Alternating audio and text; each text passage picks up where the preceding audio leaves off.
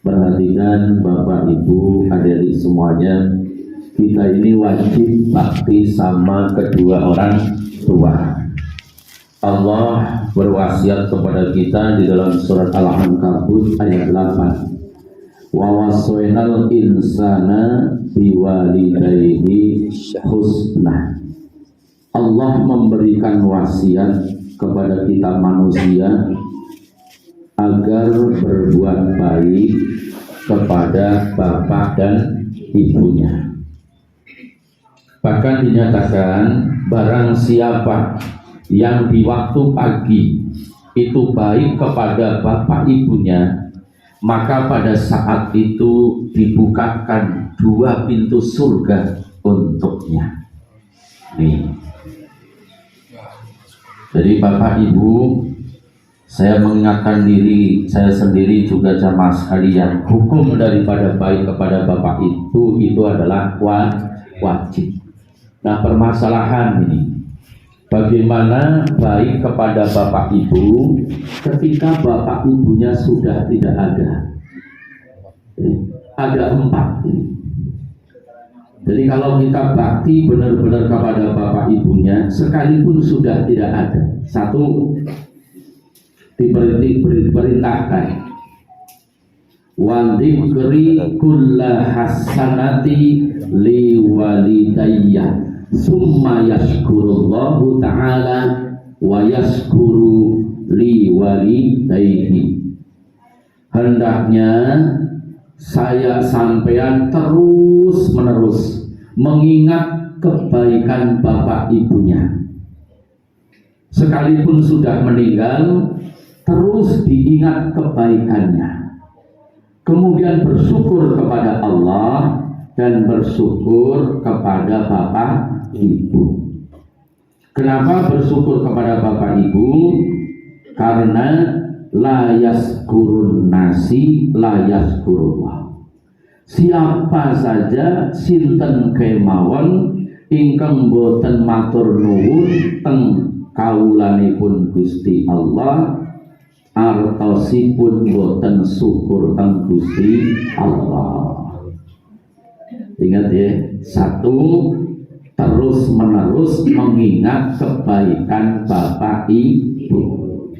Kemudian yang kedua, orang bakti kepada bapak ibu sekalipun sudah meninggal dengan cara wa dzikru kulla ma'idatil hasanati li walidayhi, terus menerus mengingat nasihat baik bapak ibunya, summa ya'lamuna, kemudian diamalkan.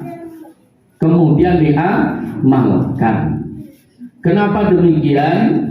Fa inna ya'maluna kulla maudatul hasanati abikum wa ummikum sababu yajlibunal hasanati li abi wa ummikum. Sebab kalau saya sampai semuanya mengamalkan nasihat-nasihat baik bapak ibunya, mengamalkan nasihat baik bapak ibunya, sekalipun beliau sudah meninggal, itu akan menjadikan asbab mengalirnya kebaikan kepada bapak ibu kita yang sudah meninggal tanpa henti-henti. Paham ya? Sumpama bapak ibu dulu nasihatin kita, nah rajin sholat, nah kita kerjakan itu karena ingat nasihat bapak ibu. Nah, baca Quran kita kerjakan, nah yang baik kepada orang kita kerjakan. Kalau kita mengerjakannya karena apa? Karena bapak ibu kita yang menasehati dalam hati kita itikad itu, maka yajlibul hasanati, mengalir kebaikan ke dalam kubur bapak ibu kita. Paham ya?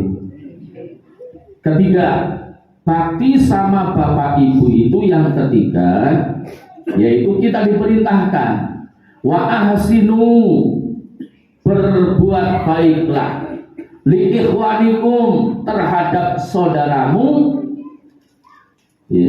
Ma'akum fi batni ummikum, yang bareng-bareng di kandungan ibumu. Ingat-ingat ya. Jadi kalau bakti sama bapak ibu itu hendaknya baik kepada saudara kita yang bareng di dalam kandungan ibu. Nih.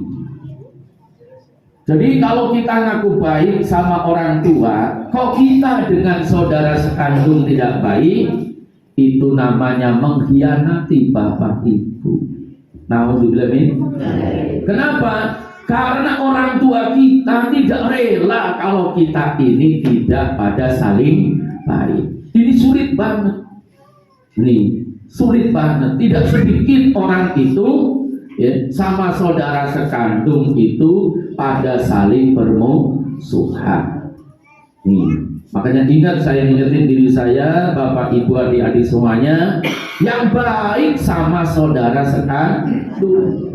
Nih, mau baik kayak apa kalau sama saudara sekandung tidak baik, itu termasuk tidak baik. Nauzubillah min dzalik. Karena di dalam Al-Qur'an, di dalam wasiat baginda Nabi sallallahu alaihi wasallam, urutan berbuat baik itu pertama kepada ibu 3 kali, summa abaka, kemudian summa man aqrabu, kemudian siapa saja yang lebih dekat, itu secara runtuh. Kemudian yang keempat, bakti sama bapak ibu itu wa ahsinu, hendaknya kamu baik liduriyatiku, kepada anak-anakku. Kenapa? Fa inna fi dami wal lahmi wal juludi wal uruqi wal idhami duriyatikum yajlibu dami abi wa ummikum wa yabqa lahmi abi wa ummikum. Kenapa saya sampean harus baik kepada berbakti kepada orang tua? Yang keempat yaitu baik kepada anak-anak kita, anak keturunan kita. Kenapa demikian? Karena di dalam diri anak-anak kita mengalir darah bapak ibu kita, mengalir darah dari bapak ibu kita, termasuk dagingnya, tulang belulangnya, sumsumnya, itu ada bagian dari bapak ibu kita. Kalau kita menyakiti, berarti kita menyakiti bapak ibu kita. Pun demikian kepada saudara kita yang bareng sekandung, itu ya jelibu wayaqqa dami walahmi, mengalir darah, menetap di dalamnya, dalam daging. Darah apa? Darah bapak ibu kita. Nih, jadi 4 ayo diamalin ya. Jadi bakti kepada bapak ibu sekalipun sudah meninggal, 1, diingat nasihat-nasihat baiknya, kemudian diingat kebaikan-kebaikannya, kemudian kita bersyukur dan mensyukuri bapak ibu. Kemudian yang kedua, diingat nasihat-nasihat baik bapak ibu kita, kemudian diamalkan. Kalau kita ngamalin nasihat bapak ibu kita, maka bapak ibu kita di alam kubur sana ditebari kebaikan oleh Allah. Kemudian yang ketiga, berbaiklah kepada saudara yang sekandung dengan kita, saudara-saudara yang bareng di dalam kandungan ibu. Kemudian yang keempat, yaitu baiklah kepada anak-anak kita, karena di darah daging anak kita mengalir darah daging bapak dan ibu kita. Insya Allah kalau kita rajin mengamalkan itu, ditambah sering mendoa Rabbighfirli waliwalidayya warhamhuma kama rabbayani shaghira. Mulai dari 1 kali, 10 kali, 100 kali, atau 1000 kali. Kalau orang rajin doa itu 1000 kali malam Jumat, insya Allah semua hajatnya makbul, insya Allah keinginannya dikabul 1000 kali. Ya paling lama itu seperti baca WA 3 jam ya. Dengan lihat HP 3 jam kuat ya. Rabbi firli wa liwalidayya warhamhuma kama rabbayani shaghira. Rabbi firli wa liwalidayya warhamhuma kama rabbayani shaghira. Kenapa demikian? Orang tua kita kayak gini lihat. Di dalam kitab namanya Ar-Ruh. Kitab Ar-Ruh. Itu diterangkan tu'ridu hayyun limautikum, ditampakkan semua perbuatan orang hidup kepada orang matinya. Ingat-ingat tuh, tu'ridu hayyun limautikum, diperlihatkan semua tingkah laku perbuatan orang hidup kepada orang-orang yang sudah meninggal dari bapak ibunya dan ahli warisnya. Jadi kalau saya sahabat berbuat baik, bapak ibu kita ngeliat, bapak ibu kita ngeliat, kemudian beliau gembira luar biasa, senang sekali, kemudian beliau dieluk-elukan ya, oleh penduduk alam barzakh. Sebaliknya, kalau kita melakukan perbuatan jelek, maka ditampakkan kepada bapak ibu kita. Kemudian ya, bapak ibu kita mohon kepada Allah, ya, zahabat min aini, tolong hilangkan dari pandanganku karena aku sangat sedih melihatnya. Naudzubillah min dzalik. Makanya baginda Nabi SAW mengingatkan kita, wala tahuranna min sukuti kuburahum. Kamu jangan pada terperdaya dengan diamnya kubur. Kenapa? Fa inna fi kuburihim, karena sesungguhnya di dalam kubur-kubur itu banyak tangisan. Jadi dalam kubur itu banyak tangisan. Nah kalau sampai itu nggak yakin, nggak percaya, putar lagu rintihan kubur Ida Laila. Gimana lagunya Pak Nori? Suara rintihan, suara rintihan, aduh ya Allah ya, dalam kubur. Jadi jangan dikira orang dalam kubur itu diam.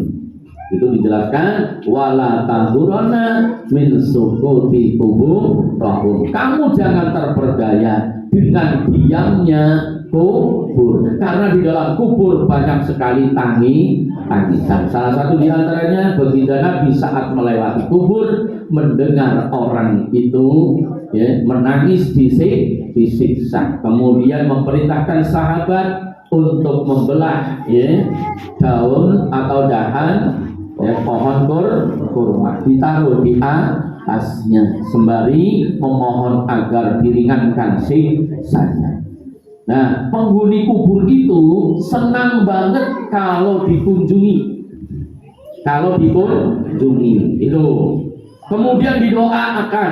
Itu penghuni kubur itu demen, senangnya itu seperti diberikan ya, keenakan-keenakan di muka bumi, bahkan melebihi, sehingga dia itu memohon kepada Allah, Allahumma man nawara kuburi. Ya Allah, siapakah orangnya yang menerangi kuburku? Berikanlah dia balasan kesenangan sebagaimana aku. Maka siapapun yang rajin ziarah kubur, maka akan dilapangkan kehidupannya. Akan dimudahkan urusannya. Dan orang yang rajin ziarah kubur, insya Allah jadikan sabar syukur. Kenapa? Karena ketika kita ziarah kubur, kita ngucapin assalamualaikum ya ahlan diyar ghafarallahu lana walakum. Ingat ujungnya, fa insyaallahu bikum lahikun. Fa insyaallahu bikum lahikun. Insyaallah atas kuasa Allah aku mau nyusul. Paham? Makanya yang ada di kubur kalau sahabat dengar kapan, kapan, itu, makanya kita kumpul tadi membaca doa mudah-mudahan makbul kepada saudara-saudara kita semuanya, ibu-ibu, adik-adik. Saya mengucapkan jazakumullahu ahsanul jasa atas hadirnya di tempat ini. Mudah-mudahan dengan hadirnya ibu-ibu, bapak-bapak semuanya di tempat ini menjadi wasilah keberkahan untuk hidup kami beserta jamaah kami, terutama bapak ibu kami semuanya di alam kuburnya menjadi barokah ya. Dan juga kami mohon maaf apabila kami tidak memenuhi harapan dari ibu-ibu adik-adik sekalian ya. Tidak seberapa pemberian kami, itu semuanya adalah rezeki dari Allah Subhanahu wa Ta'ala. Doakan para donatur agar diberikan limpahan rezeki, agar bisa menjadikan asbab kegiatan kita selalu istiqomah diridhoi oleh Allah Subhanahu wa Ta'ala ya. Jadi tempat ini saya namai rumah doa, Pak. Jadi siapa saja silakan. Kalau sahabat mau nginep di sini, tidur di sini, monggo. Saya enggak di sini, paham ya? Monggo, ada 13 kamar ya. Silahkan, ngomong aja sama Budi Sumi ya. Budi Sumi, saya mau tidur sini, silahkan monggo ya. Tapi kalau saya di sini ya jangan ya. Ya, itu monggo. Doakan mudah-mudahan nanti saya bisa cepat-cepat ya. Untuk apa? Untuk menempatkan anak-anak bisa ngaji, bisa sekolah di daerah sini. Ini tujuan kami. Nah, kami saya nggak akan di sini ini ya, karena saya punya santri di sana nih, santrinya di bapak-bapak ya. Ini santrinya balak 6. Ini ya di sana alhamdulillah. Jadi Pak Nur itu ya dulu ngajar di MTS 7 tahun. Gajinya gede banget ngajar di situ. Ya. Itu 7 tahun banyak nih ya. Sekarang murid-murid saya banyak, tapi muridnya pada pembelindi gitu ya. Jadi sudah jadi orang tua sudah ini anggapannya udah pintar banget. Ya, 7 tahun Anur itu ngajar di MTS, kalau pengen tahu 7 tahun itu. Nih, ya Mbak Musalimnya deket banget tuh. Sering saya ngobrolan. Nih 7 tahun. Ya. Dari mulai saya pun saya sini. Jadi kalau sampai mau ke Mbak Masruri, tanya caranya saya, insya Allah. Ya. Bisa punya keponakan dulu, Iis Abdullah itu daftar polisi nggak ketampak. Matang muntung. Almarhum bapak ibunya manggil saya. Saya bilang, Mas, bawa ziarah ke tempat Mbak Masri. Tapi caranya seperti ini. 40 hari selesai daftar, alhamdulillah lulus tanpa bayar. Tuh. Tapi caranya tanya. Caranya ziarah. Tuh, tanya. Kalau nanya bawa kresek. Bawa kresek itu. Jadi jangan dikira dia. Makanya termasuk bekas pemandiannya bawah jembatan itu. Itu dikatakan khairu asarus sholihin. Sebagus-bagusnya bekas itu bekasnya orang soleh. Itu dulu tahun 74 guru-guru agama ya di Kebumen, di Sokawera, pada sekitarnya susah. Kemudian munajatnya di sentongnya Mbah Bunyamin Kauman. Sentong tahu sentong? Kamar. Kemudian begitu munajat ya hadir Syekh Barut. Itu Syekh bangsa jin. Umurnya 600 tahun. Kemudian ngasih tahu resepnya. Baca Yasin kayak gini dia maling. Dan begitu dipanggil itu lain waktu Mbak Musalim minta di kebun dalam. Mbak Arif dipanggil suruh munajat lagi, nggak mau muncul. Dia nggak mau muncul di situ, mau munculnya di dalamnya Mbak Bunyamin. Lu Pak Nur tahu semua. Makanya jangan nganggap Pak Nur itu pengkhianat Masruriyah, goblok namanya itu. Ya, ini jadi saya dari jauh itu ngangoni ya. Kenapa? Karena itu tugas. Subhanallah. Jadi dulu sini kandang sengker ya. Kakek saya namanya Mbah Tragosari. dulu suka ngobatin sapi pada sini, makanya dianggap kandang sengker. Tuh Mbah Trabesari. Dari mana dia? Beliau itu brenteknya itu Mbah Nur Hakim Pasir Wetan. Tuh Mbah Nur Hakim atau Mbah Surya Muhammad atau Mbah Kendil Wesi atau Mbah Joko Dilongko. Siapa dia? Putranya Mbah Ali. Mbah Ali putranya siapa? Putranya Mbah Raden Mas Said alias Pangeran Samber Nyowo. Kuburannya di mana? Astana Mangadeg, Metesi, Karanganyar, Solo. Di Karanganyar sana. Di atas makam Imogiri. Imogiri itu makamnya ya, itu makamnya siapa? Cang Harto. Cing Harto ini cucunya pada ini di atasnya itu, paham ya? Itu makanya kalau sampai mau ziarah silahkan ya, ziarah di tempatnya Mbah Nur Hakim Pasir Wetan, itu ulama tarekatnya Satoriyah.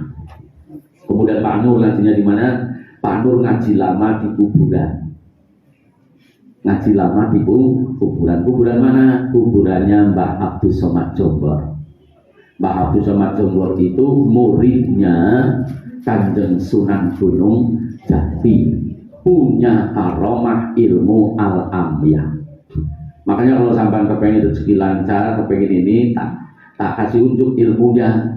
Ziarah Mbah Abdul Somad itu waktunya subuh, bacanya surat Waqiah tuh 14 kali. Lah maunya enak toh. Oh, enak pas maunya itu. Mbah Abdul Somad sana baca subuh khusus. Saya ziarah sana itu dulu barengannya ya. Itu Kiai Sobri itu dulu ini di sana, paham ya, Mbah Abdul Somad Jombor. Nah kalau pengen jadi lurah ada yang mau jadi lurah, jadi ini bilang lurah sini ya, itu suaranya itu Mbah Abdul Salam ya, menantunya Mbah Seloker Kerti. Itu di mana? Di Gunung Lurah, itu ahli tata negara, itu namanya Mbah Abdul Salam Gunung Lurah. Halo, tahu semua orang saya dulu kan kuburan dulu malam di sini ya. Ini jadi silakan rajin ke Mbah Abdul Somad Jombor sana, termasuk ulama yang masyhur. Nah semalam itu namanya sholawat ya Quran.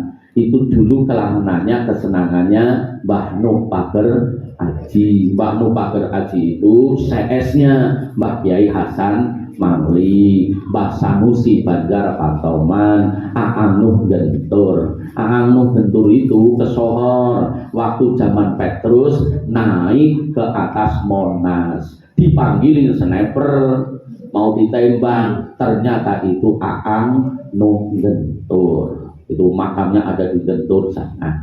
Jadi tahu ya, mau sampan tahunya lah Pinocchio, Upin. Upin, ya enggak ngerti orang santri kok nggak ngerti ya di situ ya. Makanya kalau sampean itu kepengen ziarah, kepengen usul itu duduk contoh di tempat Mbah Masrur, udah baca Al-Fatihah aja. Kalau nggak bisa pakai bahasa Arab, mau sampean orang Kedung Balung ya, mau ini bahasa Arab angel, kamu bahasa Jawa. Bismillahirrahmanirrahim. Gusti niat kula ziarah, niat kula mau suratul Fatihah kagem tiyang ingkang dipun kubur wonten makam ini kaping 1000 khususipun kagem Mbah Masruri. Lumantar nika kula nyuwun hajat kula dipun dijabah. Duduk di situ baca 1000 kali. Allah sampai mau ziarah ana kowe maca Fatihah ping 3 rampung. Sudah pindah ping 1000 itu Gustur itu selalu kayak gitu. Kalau mana-mana itu baca 1000 kali. Tuh. Coba kalau nggak percaya seminggu aja insya Allah dapat obat. Karena apa? Di dalam kitab namanya Tajul Urus Asyikh Athaillah, mu'alif dari kitab Al-Hikam, menyatakan kalau kamu kesusahan maka bukalah kopiahmu kalau laki-laki, kemudian ambil debu, kalau di sini namanya belet, usur-usurin di rambut, kemudian kamu datang ke makomnya para aulia, kemudian kirim doa, berdoa di situ. Setelah selesai berdoa, kamu menangis kepada Allah, merintih kepada Allah dengan ucapan Ya Rahman Ya Rahim, dagangku kudu laris, Ya Rahman Ya Rahim. Nah kayak gitu sampai subuh. Itu paham? Itu caranya. Mau pengen enak tidurnya ngorok, parah. Bahkan sampai di kemasukan coro aja. Nah gitu ya. Ya Rahman Ya Rahim, pulau sedih apa sebutkan terus sampai nangis seperti itu. Maaf ya, jangan diberi semua kabur. Pak Nur itu temennya Vespa putih itu puluhan tahun kemana-mana, sampai ke tempatnya Mbak Muklas Kalitapen. Itu temennya Mbah Yai Musa Librito itu Mbak Muklas Kalitapen, jaduk luar biasa. Sampai-sampai pohon kelapa ditiungin kayak gini. Itu Mbak Muklas Kalitapen, muridnya Nun Muklas Bedadu. Nih, itu dulu Pak Nur sering duduk bareng di situ ngobrol, tapi putra-putranya nggak tahu. Termasuk Kiai Samsul Langgon situ, ya, Gus Abror itu di situ juga ada pondok di situ. Ya Pak Nur dulu sering di situ, luyuran malam-malam. Termasuk Kiai Tarmadi, ya, Dawan Kulon, putranya nggak kenal saya. Saya itu sering duduk sama beliau, karena beliau itu temennya Kiai Abdul Hanan Pamijen. Kiai Abdul Hanan Pamijen, muridnya Kiai Khudori Tegal Rejo di situ. Itu mondoknya 50 tahun. Ini juga ini orang pondok semua. Ini dari kecil, pondok kacang. Di sana ada pondok kacang ini ya. Ada pondok kacang, pondok Maharta. Jadi kalau situ misalnya di medsos itu ada banjir pondok Maharta, alhamdulillah tempatnya ini pada. Makanya ini pengalaman banjir pada ini. Di sana ada ya Ciledug ya. Saya harapkan nanti ya ibu-ibu, mudah-mudahan saya panjang umur, ini bapak-bapak pada diluaskan rezekinya, nanti tak ajak ke Banten. Ya gratis, mudah-mudahan siarah ke Banten, nanti tak anterin. Di sana ada namanya Pasujudan Kasunyatan. Jadi tempatnya itu pendek ya. Itu Pak Isman sudah bawa ke sana. Itu ketika mau masuk kayaknya mau sundul karena tinggi dia, tapi ternyata tetap aja itu. Dulu kan di Tukul itu keluar ya, acara Tukul. Itu ada namanya Masjid Kasunyatan. Dan yang ada di situ Syekh Madinah, kemudian Pangeran Arya Kasunyatan. Insya Allah kalau misalnya pada sujud tabarukan di situ dijabah. Itu saya dapat di sana. Di sana Syekh Abdul Syukur namanya. Thariqahnya sama dengan Mbah Nur Hakim, yaitu Satoriyah. Amalannya kalau sampai mau ngamalin ya, surat Ikhlas 10 kali habis sholat, kemudian Falak Binas 1 kali, Al-Fatihah 7 kali, kemudian ayat kursi 7 kali. Itu dilakukan terus menerus. Insya Allah digampangkan urusannya ya. Jadi demikian ibu-ibu, mari kita mulai ya. Mohon maaf nanti anak yatim dulu ya, ini sabar ya sedikit-sedikit ya, doain mudah-mudahan nanti berkah. Untuk ini mudah-mudahan manfaat ya, tolong diangkat